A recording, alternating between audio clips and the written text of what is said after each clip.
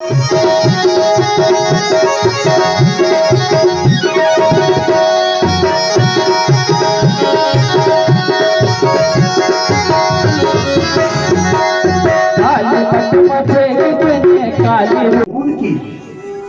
क्या पता निमंत्रण जिसको दिया हो, जिसके हाथ भेजा हो, भूल गया हो, या कहीं मार्ग में हो, या कहीं किसी दूसरे के हाथ में पत्र भेज दिया हो। विचार करना। अब जैसे ही भगवान की समाधि टूटी, अंदर गई, भगवान को जलपान कराया, बोले प्रभु बाहर तो आओ। बोले क्या है? बोले आओ तो सही, देखो कुटिया से बाहर आकर। बोले क्या देख रहे हैं? बोले आकाश मार्ग में आज इतने विमान जा रहे हैं कि जिसकी कोई आपको पता है कि कहाँ जा रहे हैं। अब माने पति से डायरेक्ट तो कह नहीं सकती, सीधे तो बोल नहीं सकती, तो करे क्या? तो भगवान नारायण की कृपा माने चपलता बस। अब गुण 8 सदा उड़ रहे हैं, 8 अवगुण स्त्री के अंदर में हमेशा विद्यमान रहते हैं। उसने चतुरता दिखा दी। तो क्या पूछा कि हो सकता, पता तो है कि पिता का और स्वामी जी का तो द्वेष है, ये तो जाएंगे नहीं। बोले क्या हुआ? बोलो तो सही। बोले देखो ऐसा है कि बाहर जो विमान जा रहे हैं आपको पता नहीं है, हो सकता है कोई शिव जी को बताकर, प्राणनाथ को बताकर चले गए हो, मुझे बताने का समय ना मिला हो। बोले नहीं मुझे तो पता नहीं है। देखा भगवान ने, भगवान तो सब जानते हैं। जैसे ही बाहर दृष्टि डाली, बोले कहाँ जा रहे हैं? तो क्या कहते हैं? प्रजापते ससुरस्य सांप्रतां नृयापितु यज्ञमहो सकीला। अरे प्रभु, अरे स्वामी, देखिए प्रजापते ससुरस्य साप, ये स्थान तुम्हारे लिए रखे गए हैं। कलियुग तुम इन स्थानों में निवास करो। बोले महाराज ये थोड़े से 2-3 स्थान तो आपने दे दिए, एक स्थान और दे दो कुछ अच्छा सा। राजा ने कहा क्या चाहिए अब? बोले कोई सुंदर स्थान दे दो। बोले जाओ तुम्हारा एक स्थान में और देता हूं। तुम्हारा एक स्थान कहाँ होगा? स्वर्ण में। अब स्वर्ण में 11 स्कंद में भगवान ने भी कहा है कि स्वर्ण का स्वरूप स्वयं भगवान नारायण का है। अब जब भगवान का स्वरूप स्वर्ण है तो कलयुग का नाश प्राप्त हो, वह भगवान का स्वरूप है। और जो अधर्म के मार्ग पर चलकर, चोरी जारी कर अधर्म करके, कुकर्म करके जो स्वर्ण ग्रहण कर दिया जाए वो कौन है? कलयुग। अब राजा जब वन में गए परीक्षा, तो क्या पहन के गए? स्वर्ण मुकुट। अब वो स्वर्ण मुकुट किसका था? जरासंध का। तो स्वर्ण क्या था? जरासंध। कितना पाप किया था, उसमें किसका निवास था? कलियुग का। जब कलियुग बुद्धि में बैठ गया तो उस कलियुग ने राजा धर्मराज परीक्षित, उनकी बुद्धि को भी उसने हरण कर दिया, ऋषि का अपमान कर दिया।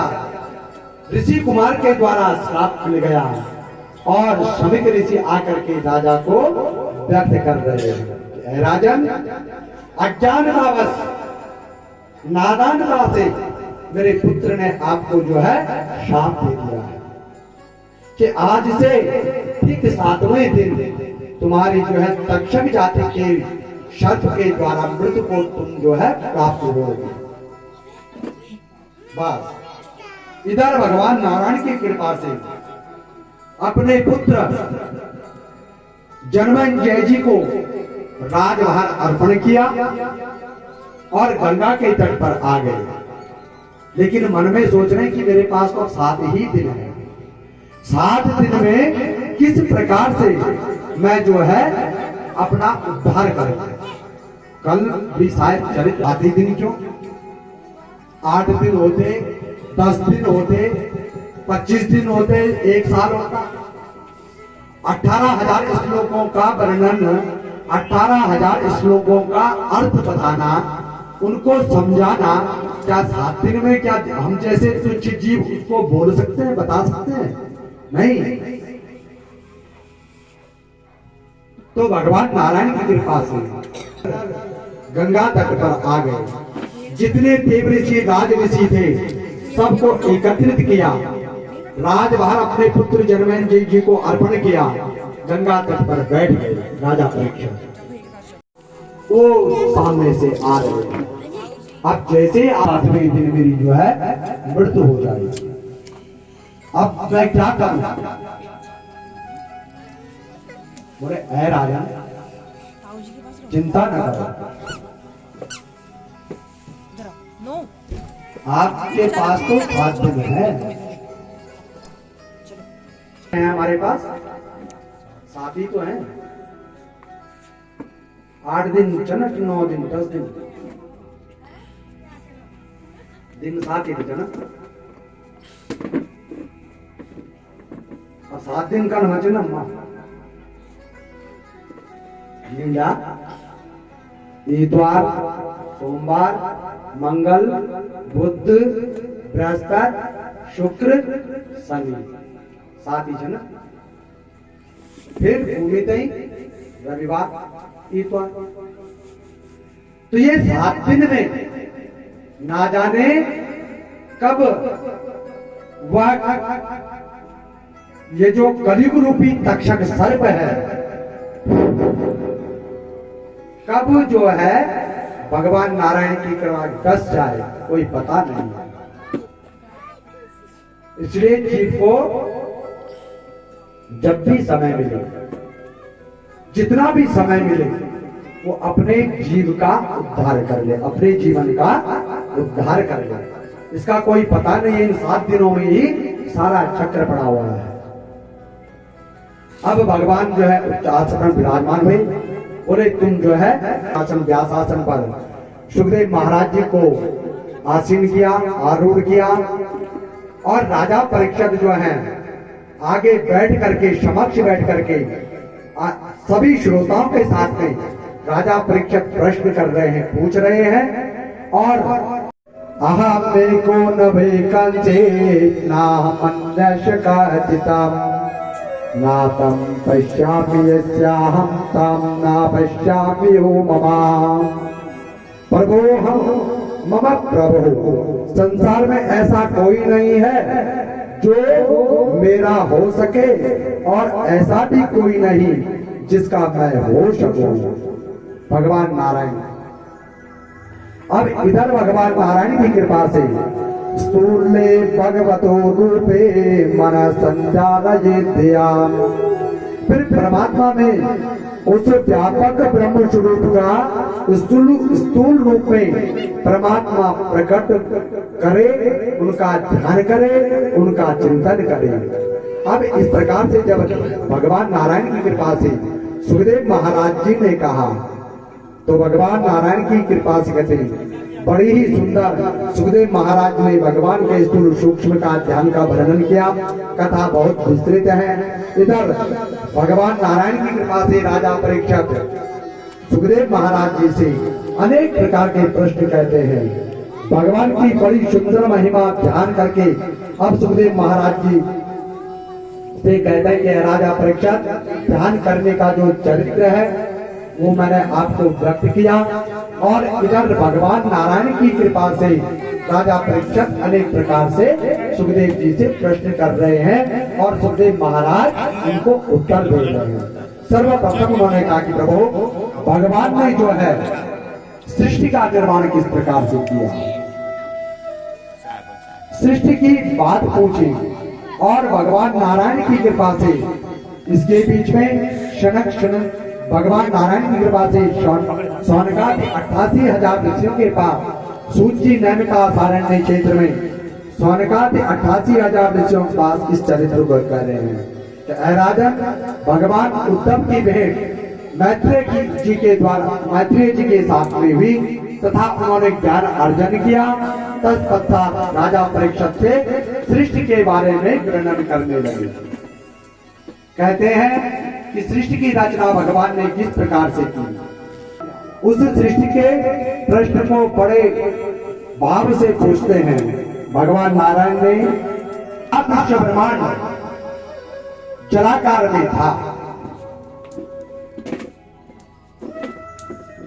पर्वत आदि कुछ नहीं थे, केवल क्या था, जल ही जल। उस जल में कौन रमण कर रहा है? नारायण। सुखदेव महाराज राजा परीक्षित जी को सृष्टि का वर्णन बता रहे हैं। उस जल में कौन है? नर कहते हैं जल के लिए। उसमें जो रमण करता है वो कौन है? उसका नाम क्या है? नारायण।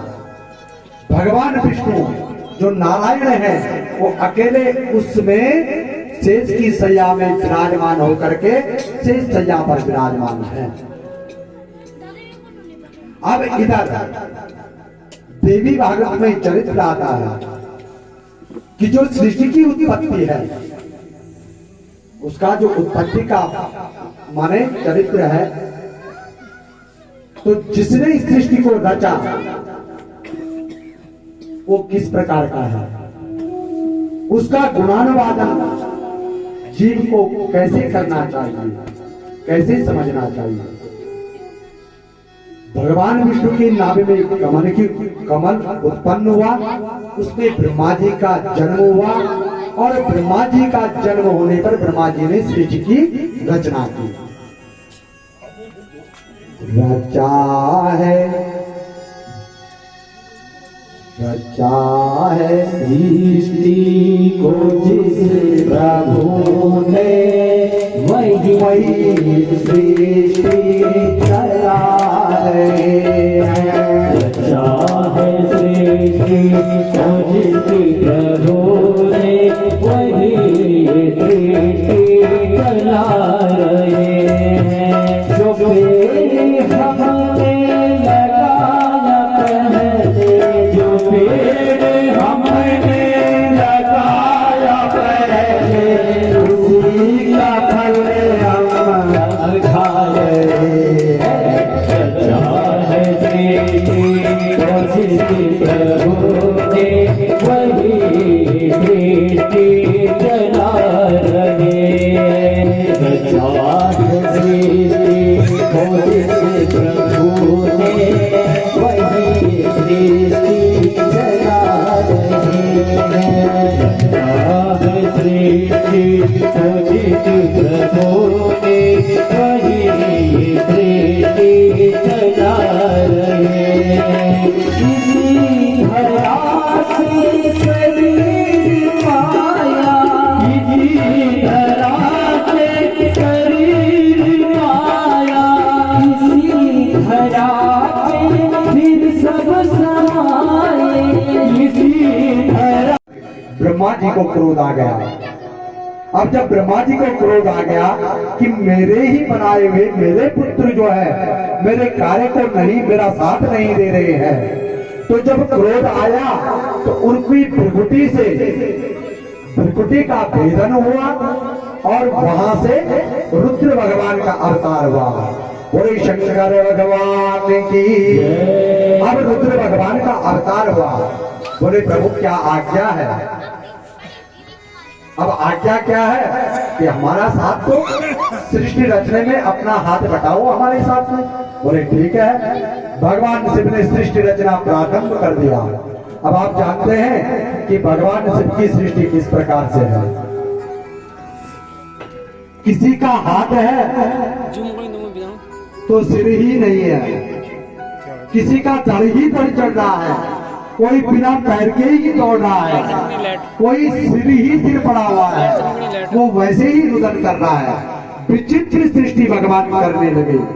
भूत प्रेत डाकनी पिशाचनी शाकनी आदि सृष्टि का उन्होंने विस्तार से निर्माण करना शुरू कर दिया। जब ब्रह्मा जी ने देखा तो ब्रह्मा जी ने कहा, अरे भाई भोले बाबा, ऐ शंकर भगवान, आप रुक जाओ, मेरी इच्छा ऐसी सृष्टि की नहीं है, तुम इतना ही करो, बस तुम ध्यान करो। अब भोले बाबा को माने रुकाया।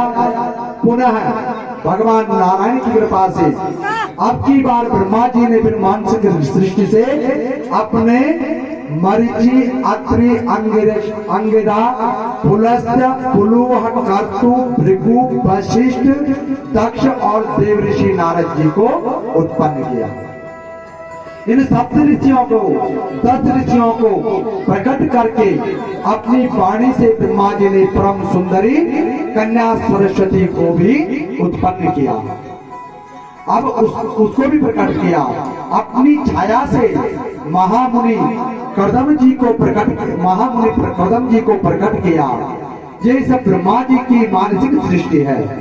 और उसके बाद विधाता ब्रह्मा जी ने अपने वामांग से एक कन्या और दक्षिण अंग से एक पुरुष को जन्म दिया, जिनका नाम क्या हुआ कि मनुष्या सतरूपाया दृश्य कन्या सुजगिरे आकुतिर्ते भूतिशा प्रचोतिरित में श्रुता। अब इनका नाम क्या था?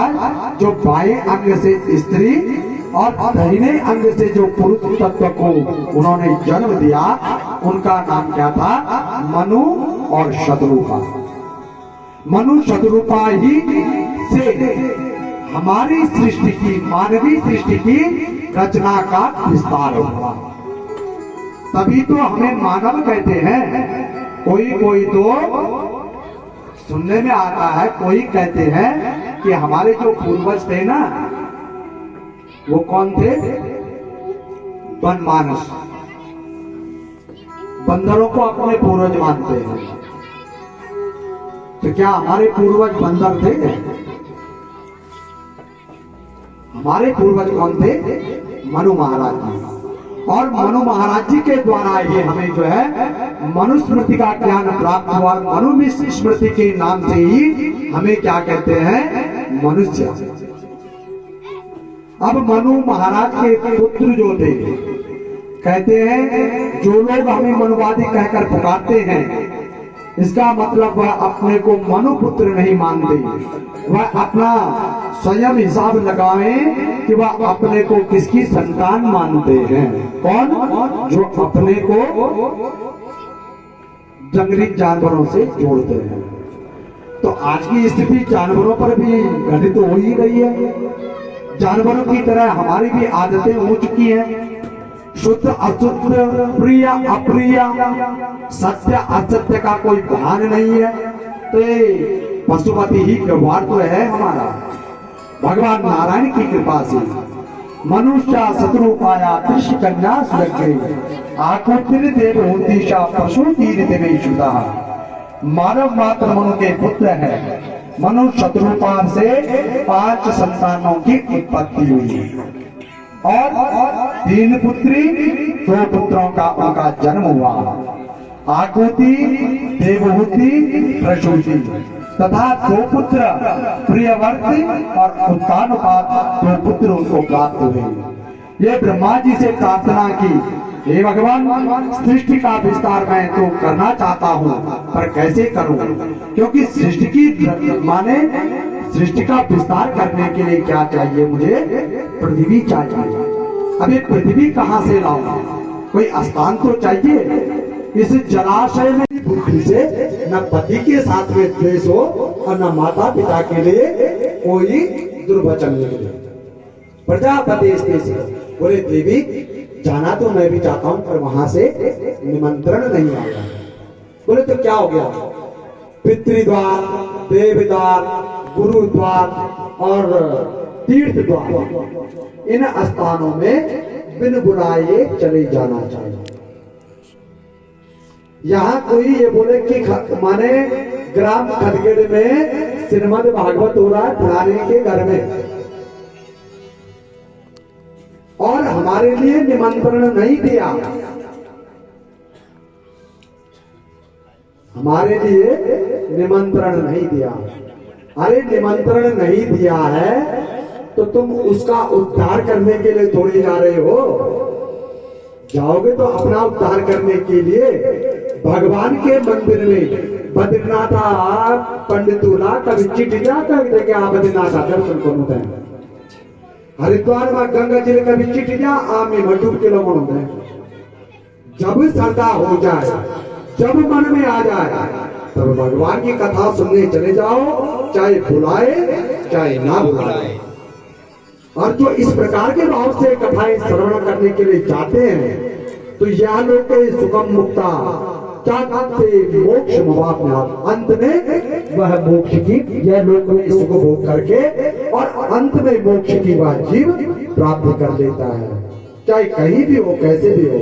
अब कथा सुनाने का और सुनने का भी बड़ा हुआ है कि एक तो हमेशा आ रहे हैं, ये दीदी कथा उन्हें चल जाऊंगा की बात इकट्ठी भी हो ना भाई कर होने टाइम नहीं, बच्चा भी अब स्कूल बैठी नहीं खानो भी नहीं बने ऊंचा उन भी लंच में गौर होना उन तभी खानो बनो फिर उन लंच का इतना ध्यान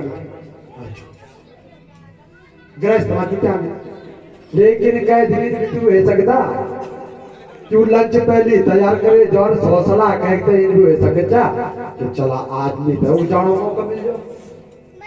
ये तो भाव अभी जगाना पड़ता ना, जो औना चाहिए वो तो बोलो काम, और जो नहीं होना जिनको अंदर अंग दिमाग का काम हुआ तो भगवान के द्वार में, पिता के द्वार में, देव द्वार में और गुरु के द्वार में बिन बुलाए चले जाना चाहिए। लेकिन जाना चाहिए तो निहत्ता होकर न जाए, निहत्ता माने खाली हाथ में, कुछ न कुछ हाथ में जो चाहे लेग दे, नीच धन नीच अन्न कुछ चढ़ाओ तभी नहीं चाह, एक फूल जो चाह के बेटी क्या डाल रोटी मांगी ले सकना कि भाई है पुष्प वाटिका, एक फूल अपना जो है एक फूल मुझे, क्योंकि मैं भगवान की कथा या भगवान का पूजन या दर्शन करने जा रहा हूँ या जा रही हूँ, तो अपना एक फूल मुझे दे दे, इसका पाप भी नहीं लगेगा और तेरे बच्चे भगवान के चरणों में भी पहुंच जाएंगे। फूल डाला बच्चा फूल ही तो चला, और वो बच्चा जो भगवान का चरणों में ध्यान अवस्थित हो जाला तो मुक्ति हो जाना, और मुक्ति कहते हैं बिना ले जानवा जो लेगी जा आप जयाम फल तो मिला लो, लेकिन वो फल भी मिला ज्यादा तगड़ा मानो, ये उनका था सुनो। तो देव द्वार में कुछ नीचा एक फूल लेते ही भगवान का जो कुछ भी हो वह ग्रहण करना। बोले पिता के घर में जो है यज्ञ हो रहा है तो फिर बुलाए चले जाए, बोले नहीं, जहां सम्मान ना हो, जहां मान ना हो, उस घर में नहीं जाना चाहिए। अब जब इस प्रकार के वचन कहे, अब भगवान समझ गए तो उसके मन में क्या विचार आ रहा है नहीं दे सकता, और क्या करो आपकी इच्छा है। तस्मिन् भगन्यो मम सुंदरी जी की आरती जो कोई जन गावे, प्रेम सहित गावे। कहत शिवानंद स्वामी मन भजत हरि, हरि स्वामी मनवांचित फल पावे। ओम जय जगदीश हरे, जय जगदीश हरे, दीनानाथ हरे। भगवान जय जय राधा श्याम हरे, भगवान जय जय सीताराम हरे, भगवान जय जय बद्रीनाथ हरे। जनों के संकट नाश जनों के अवगुण शिवाला दूर करे। ओम जय जगदीश हरे कर्पूर गौरव करुणावतारं संसार सारं बुद्धगीतहारं सदा वसन्तं हृदयारविन्दे भगवानी दैत्यनमामि। त्वमेव माता सपिता त्वमेव त्वमेव बन्धुर्दशका त्वमेव विद्या द्रविणं त्वमेव त्वमेव सर्वं मम देवदेव। गदारविन्दे तपदारविन्दं उपारविन्दे विन्दविसर्गं वैतासपदसुतशयानं मम सस्वरामि। देवी प्रपन्नाति हरे प्रसीद प्रसीद माता जगतोऽखिलस्य प्रसीद विश्वेश्वरि पाहि विश्वमेश्वरि देवि चराचरस्य मनोजवं मारुततुल्यवेगं विनेत्रयं कोटिमतावरेत। संभावरियोदिकोट्यं श्रीरामदूतं शरणं व्रजे। ओम संसमद्रस्वस्वरामितो केशभूपर्यगलगन्मनुष्याणां शरुपापं जपोति। ओम सुनेन सगमय जन्तदेवासानि धर्माणि वर्तमान्याशानाहते हनाकमयमानः सचन्द्रपूर्वी शाद्याः संसिदेव प्राजातिराजाय वृषयशाहिने नमो विजम्बे श्रवणाय कुर्महे। शमे कामान् कामकामाय विजं कामे स्वरूपे श्रवणो दधातु रूपे।